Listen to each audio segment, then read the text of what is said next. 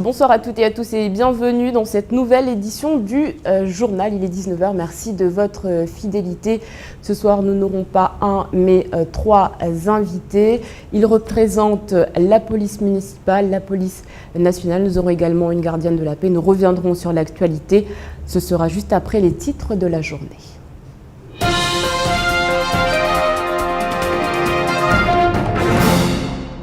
Et à la une de l'actualité, le président de la République a rendu un hommage solennel ce matin aux 3 policiers tués lors des attaques terroristes des 7, 8 et 9 janvier dernier.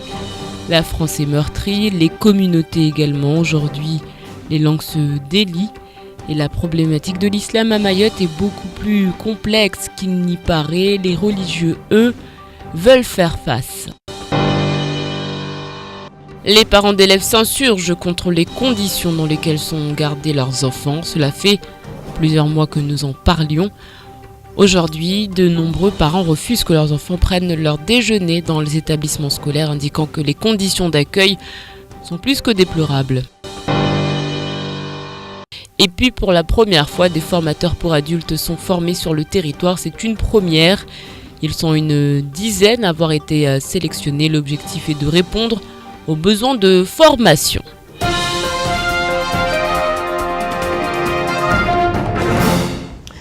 L'actualité est bien évidemment dominée par cet hommage, un hommage solennel ce matin du président de la République. François Hollande a rendu un dernier hommage aux 3 policiers décédés dans le cadre de leurs fonctions. Regardez ces images qui ont été tournées ce matin par nos confrère de BFM TV, le président de la République qui est parti à la rencontre des familles des disparus.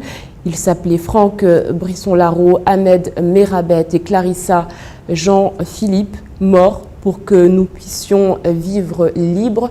Voilà les propos tenus par le président de la République. Les 3 agents ont été d'ailleurs élevés au rang de chevalier de la Légion d'honneur avec citation à l'ordre de la nation.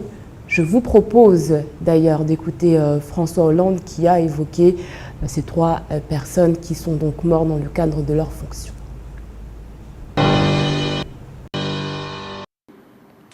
Ce matin, devant vous, devant la France, pour que rien ne puisse être oublié, pour que tout soit constamment rappelé sur ce qu'a été leur sacrifice, le sens même de leur vie, la signification de leur mort, ils ont été élevés au rang de chevaliers dans l'ordre de la Légion d'honneur avec citation à l'ordre de la nation.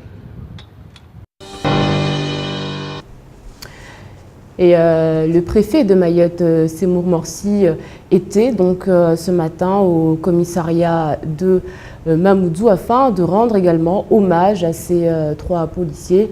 Il était par ailleurs attendu à la préfecture, à la cour de la préfecture, afin de présenter ses vœux au personnel de la préfecture en Grande Terre. L'occasion pour lui et son secrétaire général de saluer le travail effectué en 2014. Camille Leca était sur place.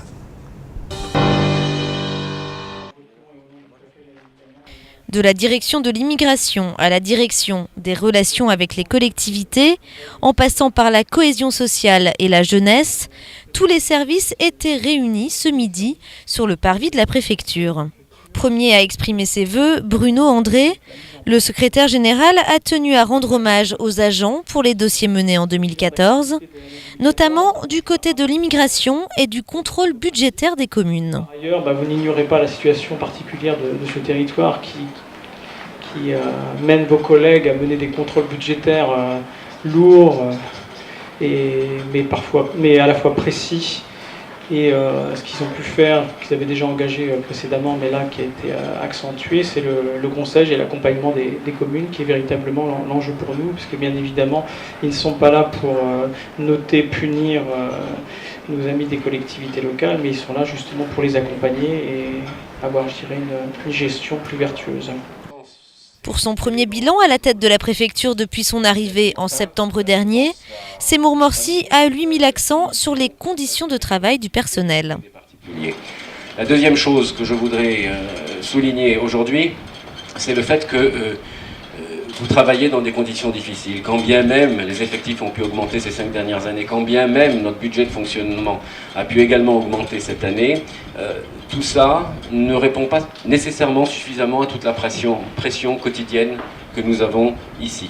Aujourd'hui, pas de bilan rétrospectif 2014 sur les travaux de la préfecture, ni d'annonce pour 2015. Des éléments plus précis devraient être communiqués dans les semaines à venir.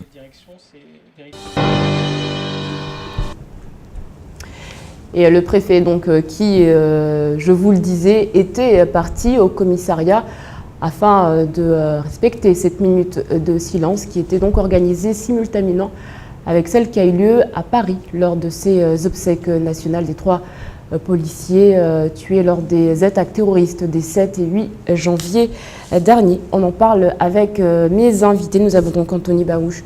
Bonjour. Bonsoir. Vous représentez, on va dire comme ça, la police nationale. Nous avons à vos côtés Anfane Dogo qui représente la police municipale. Bonjour. Bonsoir. Et donc Banantil Jamal Chanfi Atoumani, gardienne de la paix. Bonsoir. Bonsoir. Alors j'ai une première question, peut-être pour Anthony Baouche d'abord. Qu'est-ce que ça représente, toute cette cérémonie, cet hommage que le président de la République a rendu à ces 3 policiers aujourd'hui? Qu'est-ce que ça représente pour la police, pour vous peut-être en tant qu'officier? Alors déjà, tout d'abord, il faut savoir que c'est un honneur et il est rare de voir le président de la République se déplacer à la préfecture de police de Paris pour faire un hommage et décorer nos collègues de la Légion d'honneur et de la Citation. Aujourd'hui, c'est la police nationale qui est en deuil. Les événements font que l'ensemble de la population est en deuil. Nous particulièrement, parce qu'on a perdu 3 de nos collègues. Il faut savoir que le collègue Ahmed Merabé, qui est décédé en service, était un délégué de chez nous au sein du 11e arrondissement de Paris, donc au sein de notre syndicat Unité SGP Police, que je connaissais pas, mais que tout le monde s'associe à ce massacre et dans la manière dont il a perdu la vie. Et aujourd'hui, on voit que le président est là et nous s'associe à notre douleur en tant que citoyen, mais aussi en tant que fonctionnaire de police. Quand on est à Mayotte, Anfane Dogo, qu'on voit justement tout ce qui se passe, c'était une policière municipale qui était en stage, qui allait donc prendre ses fonctions, qui est décédée donc, dans le cadre de ses fonctions. Comment on se sent quand on voit ce qui s'est passé, quand on voit le déroulement subit de ces événements? Ça nous touche beaucoup, enfin, parce qu'on se dit que ça ne peut arriver qu'aux autres. Peut-être qu'à Mayotte, on ne le souhaite pas, mais ça peut aussi arriver. Mais le service et tous nos collègues de la police municipale sont vraiment touchés par ce drame. Et donc, on vit avec et on est obligé d'avancer parce que c'est le service. Mais on pense souvent aussi à la famille de la défunte. Banantil Jamal, on se dit que c'est quelque chose qui peut arriver à tout le monde finalement, ou alors on essaie de relativiser, on se dit c'est arrivé, c'est exceptionnel, il faut vraiment relativiser les choses. Comment on essaie de percevoir tout ce qui s'est passé? Et comme ils ont dit les collègues, on avance, ça peut arriver à tout le monde comme on dit, nul n'est épargné par ça. Le terrorisme c'est partout, et on peut être visé par n'importe qui, on est entouré de plein de personnes. Et comme nous ici, on se fait caillasser tout le temps, on est de patrouille, que ce soit sur Kaweni, Tsunzu, peu importe l'endroit où on se fait caillasser, on se fait insulter. Et voilà, souvent on voit nos vies défiler par rapport à ça, mais on se dit, on ne va pas se laisser faire, on ne va pas se laisser avoir, on va avancer.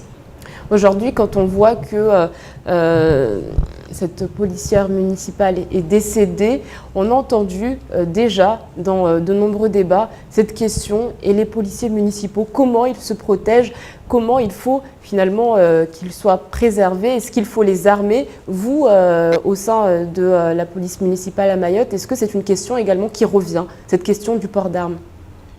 Effectivement, cette question est là et va être en plus d'actualité parce que, comme on le sait, la police municipale à Mayotte, elle est très jeune, quelle que soit la commune. Mais au jour d'aujourd'hui, on voit bien que c'est arrivé à Métropole, auquel on se dit qu'ils ont des éléments pour se protéger. Ça ne reste que des gilets pare-balles et c'est une attaque qui s'est faite.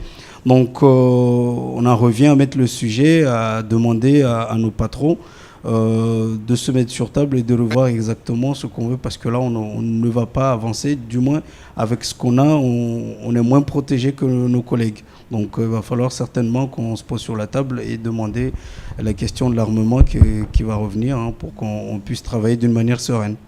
Est-ce que quand on voit au niveau de ces événements, on va dire, extraordinaires, traumatisants pour la France, quand on est à Mayotte, est-ce qu'on fait finalement un lien assez rapidement, ou alors on justement se dit que ce qui s'est passé en métropole ne peut jamais arriver à Mayotte par exemple, et on prend le recul nécessaire pour appréhender certaines situations? Comment ça se passe en ce moment par exemple au commissariat?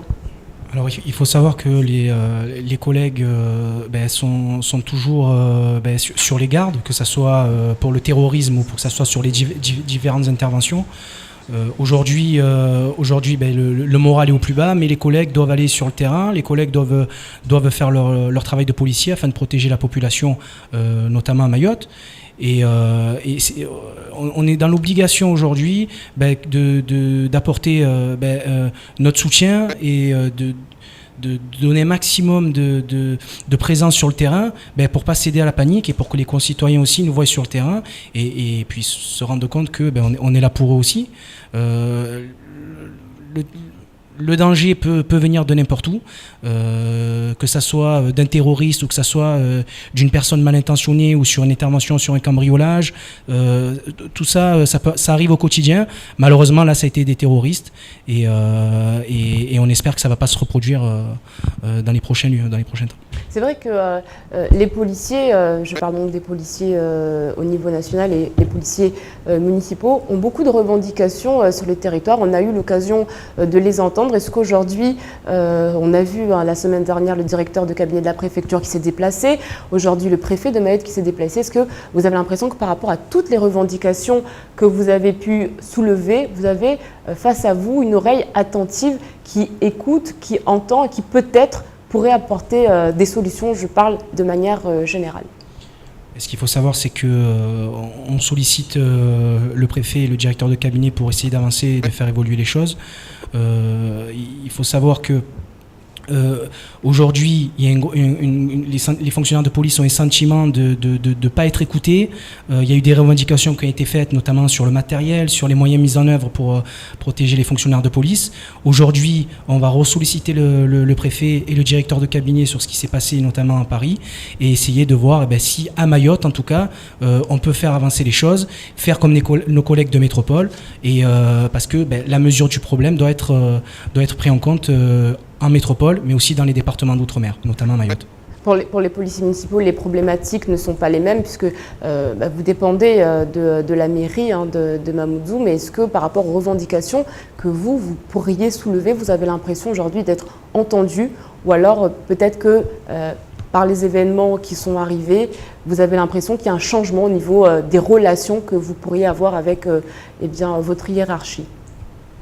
Oui, bien sûr que des fois on est un peu frustré, mais ça revient au même, c'est le choix du patron, du maire, en quelque sorte, de décider de ce que peut devenir sa police.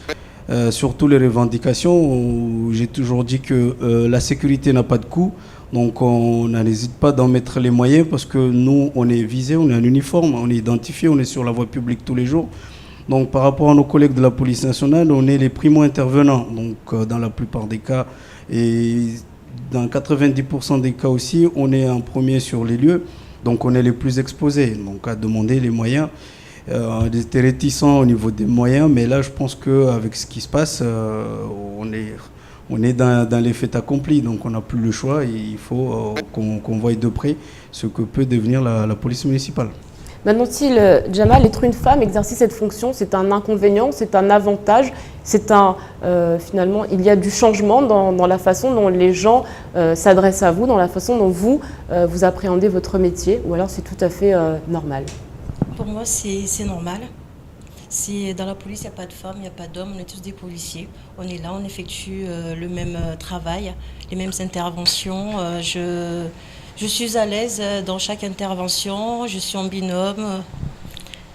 J'ai des collègues qui sont tout le temps là, on n'est pas seul à intervenir et être une femme dans la police, c'est une chose, beaucoup d'avancées parce qu'il y a certaines choses que des femmes n'osent pas en parler à des hommes et que quand nous sommes à côté, elles arrivent à s'ouvrir et il y a une discussion et puis il y a du relationnel.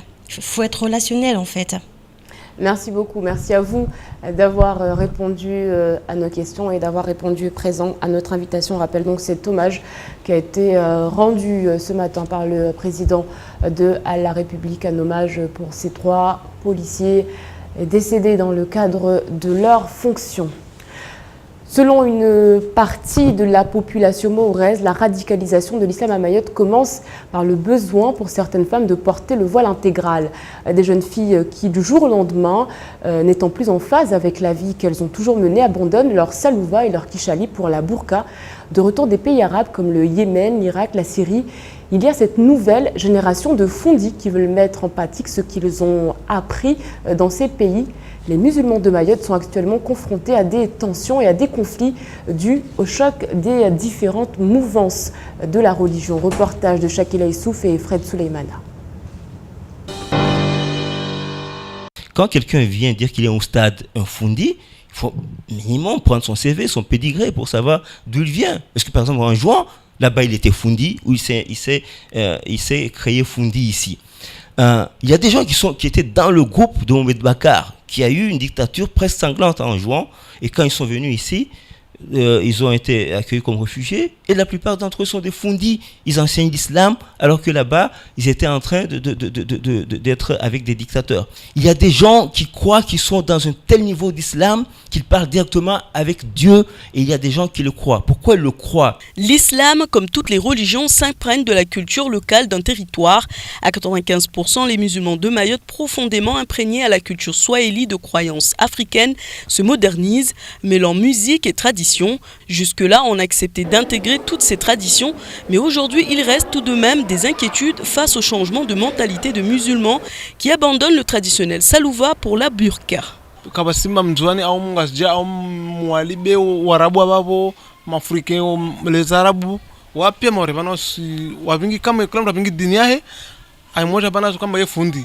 Étant conscient du danger de la radicalisation de l'islam et de la manipulation que connaissent de nombreux jeunes musulmans mahorais, les cadis s'apprêtent à partir en France demain pour rencontrer des familles qui les ont sollicités afin de venir s'entretenir avec ces jeunes qui pourraient basculer et suivre des intégristes qui propagent un djihad bien loin de celui qui leur est demandé aujourd'hui de travailler sur soi-même pour ne pas céder aux tentations. Aujourd'hui, le véritable djihad, c'est celui qu'on appelle le djihad de nafsi, c'est-à-dire la lutte contre soi-même pour ne pas commettre des choses, des actes répréhensibles. Et c'est aussi surtout d'aider l'autre, notamment les parents, notamment les personnes en difficulté, notamment la société, se bagarrer pour que la société vive bien. Et surtout, le véritable djihad est celui qui élève l'individu, c'est celui donc de la recherche de la science. Seuls 4 grands courants reconnus par la déclaration de la Mecque en 2005 sont sunnites. Elles rassemblent plus de 85% des musulmans du monde, de la Syrie à l'Algérie. Aujourd'hui, les Mahorais ont peur de perdre l'identité islamique du 101e département et craignent que les conflits qui semblent créer des divergences et diviser la communauté s'enveniment jusqu'à la violence entre musulmans comme dans d'autres pays.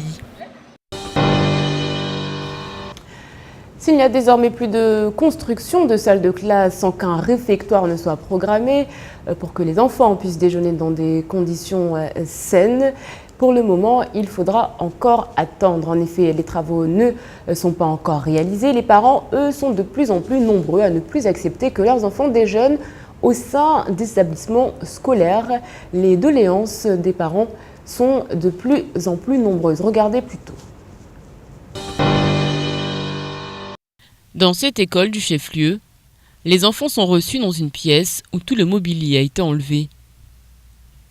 Les élèves ne bénéficient d'aucun confort, d'aucune hygiène. La mairie de Mamoudzou a promis des nattes qui ne sont pour l'heure pas encore arrivées et il faudra du temps avant que le mobilier de réfectoire soit opérationnel.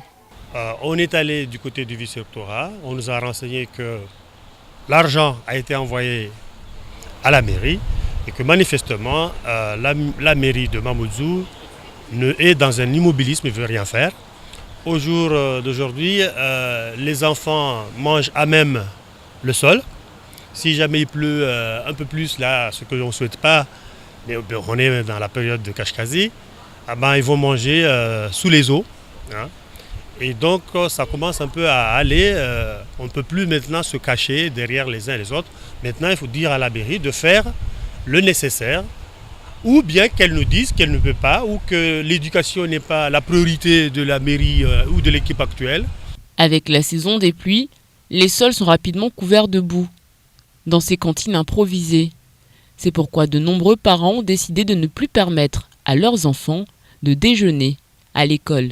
La solution, c'est de suspendre tout de suite, immédiatement, puisque cela ne répond pas aux exigences, comme je l'ai dit tout à l'heure, c'est de suspendre cette mesure des rythmes scolaires et partir sur ce qui était auparavant, c'est-à-dire faire en sorte à ce qu'il y ait la collation, qu'il soit pris à 9h, pendant la récréation, c'est-à-dire pendant 15 minutes très rapidement, et qu'à 12h15, les enfants retournent à la maison. 60% des fonds alloués par l'État se destineront aux rénovations, 40% aux constructions, avec un rythme qui doit encore s'accélérer en 2015. La généralisation des réfectoires a été enclenchée. Nombreuses sont les écoles à ne pas disposer de cantines et de locaux techniques pour le stockage de repas. La situation dénoncée par les parents de Mamoudzou se retrouve un peu partout. Il y a donc beaucoup de chemin à parcourir avant que les normes de sécurité et d'hygiène ne soient respectées. Et puis on vous en parlait hier de ce phénomène qui ne cesse de s'intensifier. Les cambrioleurs sont de plus en plus téméraires. Les habitants redoublent donc d'efforts et de moyens afin de protéger leurs biens. Constat établi par Assigna Moussa et Fred Souleymana. Encore une fois, les voleurs ont pris pour cible le quartier des 16 villas. Cette fois-ci, ils n'y sont pas allés par 4 chemins. C'est au vu et au su de tout le monde qu'ils ont dérobé ce qu'il restait dans cette maison. Les cambrioleurs ont saccagé les lieux avant de s'emparer du butin. Cette résidence avait déjà été visitée la semaine dernière. Cette fois-ci, elle a vu les voleurs en pleine action. Elle appelle aussitôt les policiers qu'ils arriveront trop tard. Au moment où ils cassaient, moi j'ai appelé la police. Il y avait la grille, il y avait des barreaux, plus une porte. Donc le temps de casser tout ça, ils avaient quand même du temps. Et au moment où ils cassaient déjà, moi j'ai appelé la police. Et on a attendu jusqu'à combien de temps que la police intervienne. Et dès qu'ils sont rentrés, l'alarme a sonné. Et là, au moment où l'alarme a sonné, j'étais encore avec la police au téléphone. Et ils entendaient le téléphone avec l'alarme.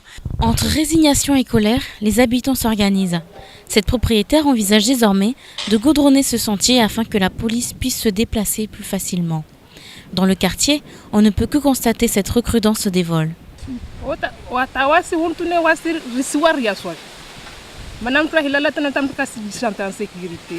Maintenant, tout le monde met des barreaux à ses fenêtres. C'est Mayotte, mais je pense qu'il faut aller creuser dans le vrai problème. Pourquoi il y a autant de cambriolages ? Pourtant, malgré ce qu'on pourrait croire, le quartier le plus visité du secteur reste celui des Hauts-Vallons. Pas de chiffres délivrés pour le moment, mais des faits rapportés. Les cambrioleurs sont de plus en plus violents.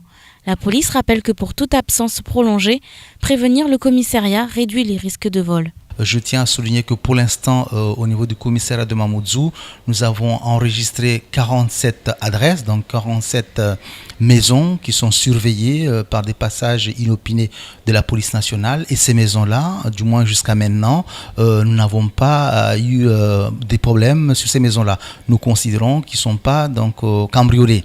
Un fléau qui s'intensifie au fil des semaines. Et ce, malgré les patrouilles récurrentes selon les forces de l'ordre. Puis on en vient à cette heureuse nouvelle. Vous êtes des milliers à l'envier, ma foi, il y a de quoi. Nous aussi, on l'envie. Elle, c'est Souwa Souleymana, c'est l'heureuse gagnante du grand jeu Kwezi 10 000 € de cadeaux. Elle remporte donc des billets d'avion, notamment des séjours dans des hôtels et surtout, tous 3 000 € de parpaings. Il faut dire que les parpaings étaient très convoités. Autant vous dire que cette maman de 2 enfants était ravie ce matin. Elle s'est expliquée au micro de Patrick Milan. Au début, j'arrivais pas à y croire. Ouais. Donc j'étais surpris. Un bon matin, quelqu'un qui m'appelle en me disant que je gagnais 10 000 € de cadeaux. Donc j'y croyais pas. 3 000 € de parpaings qui vont vous être livrés dans quelques jours. Qu'est-ce que vous allez faire de ces parpaings? Vous allez en faire la collection? Non, pas du tout. Donc ça tombe bien parce que en ce moment, je suis en train de construire ma maison. Ouais. Et je pense ça va beaucoup m'aider pour la construction. Ouais. Justement, ça tombe bien. Ouais. Autant dire que soit fait de nombreux envieux, notamment ici à Coisy du côté de la régie. Mi-novembre débute la formation de formateurs pour adultes, la formation qui a été mise en place par le Conseil général, le ministère du Travail et le centre de formation ACE. C'est une première à Mayotte. Sur une 50aine de candidats, 14 ont été retenus. L'objectif est de répondre aux besoins de formation et de mettre sur le marché du travail des formateurs mahorais qualifiés. Reportage de Shakila Issouf et Leslie Vimeli. Des futurs stagiaires qui travaillent dans la bonne humeur, ils sont impliqués et motivés et ils ont un objectif en commun, décrocher ce fameux titre qualifiant de formateur, faire partie des premiers formateurs mahorais reconnus au niveau national et ayant les compétences techniques et théoriques pour encadrer, former et éduquer. Une chance pour ces 14 candidats. L'essentiel, c'est d'être présent pour ces jeunes-là et de pouvoir les suivre parce que comme ça a toujours été, disons, l'un de mes projets depuis X temps, donc le plus important pour moi, c'est d'être là pour ces jeunes.